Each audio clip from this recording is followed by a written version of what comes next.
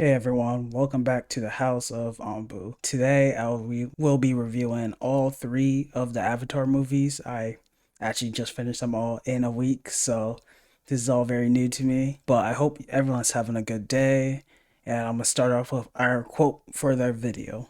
Today's video quote is, "He who faces himself finds himself." Alright, now jumping into the reviews, I'm going to start with Avatar 1. And obviously, I just watched all these this week. This review will have spoilers for all three, including the new one that came out. So, Avatar 1, I think is a really good, solid first movie. Yeah, I don't think it's the best movie ever, or I don't really know how it really got that high in the box office. I don't think it's that good, but I think it's pretty solid. I gotta admit, what everyone says, the CGI is really good for this movie. I really did like the vast world of Pandora, and just seeing that and exploring that within the first movie just really was good to see. I wasn't the biggest fan of Jake, which I feel like is my main problem for all three of the movies. I didn't really find him as much of a interesting main character compared to most other movies, especially movies that I watched this year. I mean, he was alright. I think he had like one good line in the first movie, how he was like a soldier and he wanted peace, but he had to wake up eventually. And I think that's like the best line he ever had in all three movies. He was alright, but yeah, the plot was cool. I like seeing Pandora and seeing how the people lived there and how the sky people ruined that for them. So not much more I could really say about this movie. It really did feel like I guess more of like a prequel or introduction movie. The plot wasn't really too insane. It was more just exploring the world building and showing like what Pandora has to offer. So overall, I gave the first Avatar movie a 7.5 out of 10. I could either give this a 7.5 or 7 out of 10. I'll give it 7.5 because at the time, that was some crazy good CGI, and it still kind of holds to today. So I gotta give it extra points for that. All right, now starting off with Avatar 2, Avatar The Way of Water. I thought I would like this movie a lot more. I definitely heard a lot more people say they prefer the second movie. I feel like I could go either way with them, but I'll probably lean more towards the first movie. I feel like it had more of a plot, a more solid plot than the second movie, Way of Water. It really was. I guess the main thing was Way of Water did have a plot. I just didn't like it as much, so that's why I prefer the first movie. I just don't think it really makes sense why they would just leave the village, and it really kind of pissed me off how Jake and his family, like especially Jake as like leader of the clan, he just abandoned his tribe. It really just did bother me. And then like they left their family there too. Like Naidi's, I think that's how you say her name. Sorry, I just watched this movie this week, but like her mom was still there, so it was kind of crazy how they just abandoned the tribe. And I know like the entire Sky Peoples, especially Colonel, was after them, but yeah, I don't know. I feel like they could have used a better plot device. I would have preferred if the entire village moved to the water tribe area, but yeah, I feel like it really didn't ruin their characters because the same thing basically happened. They attacked the water tribe instead of the forest people, so I feel like it really didn't really make much of a difference. So I feel like they could have just moved everyone out to safety instead of it making it look like they were just being selfish. So that kind of plays out in the movie too, because just watching this, you could tell Jake's a bad parent. It's just really hard to watch. Some of the other characters, like the kids, I wasn't too big of fans of them. I think they were alright. They really only explored like two of them that were somewhat interesting. I just couldn't really find myself attached to most of these characters, which I feel like is one of the main problems within this franchise. We never really get to explore these characters and just go in depth with them. They kind of do this in the third movie, which I liked. So that's why I didn't like this one as much. But I will say this one was still enjoyable, probably more enjoyable than the first one. But I like plot more, so I would probably go the first Avatar over this. But it was definitely emotional. Once Gali, like a couple of tears came out, so I definitely think it's more emotional than the first movie.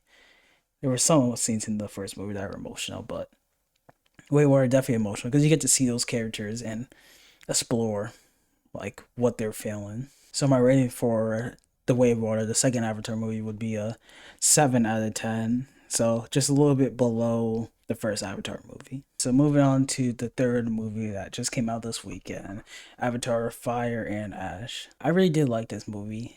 Like I was saying with the and first two movies, I think we really got to explore these characters and dive deeper, which I did really like because we didn't really get to do this in the last couple of movies. Like I liked Spider's character a lot. We barely got to see him for the first movie, or sorry, the second movie, which is another reason why I didn't really like the Jake decision and the whole family decision in that movie because we just left behind Spider like that, like a friend and close member of the family, which does get worse in this movie. So going straight into spoilers, but yeah, like there is a time where they're trying to kill Spider, which obviously they didn't, but it's just crazy that how that was even an option because he's literally a member of the family. He's so close to everyone else, and they're just trying to get rid of him. Then there's Jake blaming Loak for like his brother's death, which just is crazy. Like I don't know how you could be doing that as a parent, just be blaming your own son for another son's death. Like that is just crazy bad parenting. I really just can't defend Jake. I feel like he just gets worse throughout these movies. And I guess I just kind of try to redeem his character towards the end because he becomes back that tribe leader role. But even then, when he does that, he doesn't really develop into anything or really do anything as that role. He just guides a bunch of people, and that's kind of it. I feel like we don't really get to see him as that role, which kind of sucks. So I feel like all that bad character development, basically reversing the character development from the first movie where he was alright into just a even worse character was kind of just for nothing. I feel like we don't really get to see the payoff of that. Maybe in the Avatar 4 movie, because that's what it looks like is gonna happen. But yeah, like I don't even think Jake even apologized to his son for blaming him for his brother's death, which is crazy to me. Other than that, I think it really was enjoyable. Probably the most enjoyable of the three. So I think this is a pretty good movie. Compared, I could either go one that's the best or this. I'll probably lean more towards this one because, like I said earlier, I just like being able to see all these characters and actually like get to know these characters because we didn't really get to do that in Way of the Water. They kind of just introduced all these characters and just gave them like minimal time for all of them because there was just so many characters. It's hard to fit that many characters into the runtime of the movie and have them all have a character arc. So I felt we definitely got to see this with the previous characters, and we got to see this with the new characters from the Ash tribe. But even that, they were pretty cool. I wish we did dive more deeper into that, maybe even like a backstory of how their tribe became the Ash tribe, basically. But yeah, they kind of just went over it real quick in like a sentence or two. So that would have been cool. Maybe in a fourth movie. I think it's really good that this movie addressed basically all my problems that I have with the second one. So it really did improve on. So if you like Way of the Water, I think you would definitely like Fire and Ash. And I didn't really like Way of the Water that much, and I really enjoyed Fire and Ash. Well, compared to the rest of the Avatar movies, I won't. I don't think any of the movies are at least an 8 in my opinion. I think it's a little bit overrated, but they're solid movies. I wouldn't say they're terrible, but they're just decent movies. Lastly, this kind of goes for all of them. Not really the first one, but definitely Fire and Ash and Way of Water. I feel like they definitely extend the third act of the movie way too long. I don't know. I just don't think it justifies having a 3 hour runtime for that. Basically, it could easily be like 2 hours and 40 or 2.5 hours because I just don't like how they have a fight, then they retreat, then they have a fight, then they retreat. It's just like it's just keep prolonging the fight for as long as possible. I'd rather it just be like one big fight and then we just get to it. Two at max, but sometimes it just goes back and forth, back and forth. It can feel really repetitive, especially I don't know, maybe because I watched these all in a week. It definitely felt repetitive, and especially when you're watching a 3 hour movie. So that kind of is a complaint for the first two movies mainly. I didn't really feel that much for the first one, but it might be there a little bit. But overall, I'll give Avatar Fire and Ash, the third movie, 7.5 out of 10. So the same rating as the first one.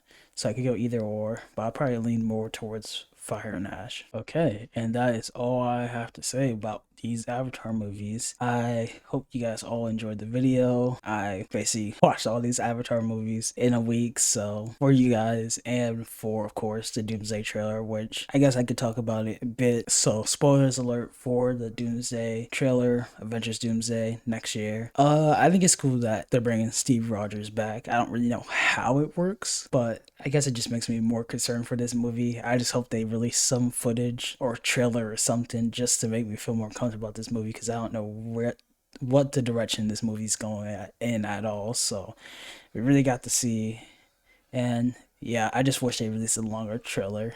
Especially if you've seen a 3 hour movie, I feel like they could at least given us like 1 minute and a half or something. But yeah, we'll have to wait for Doomsday and see how that goes. So thank you guys for watching the video. Hope you guys have a good rest of the day. Enjoy the holidays, and I'll see you on the next one.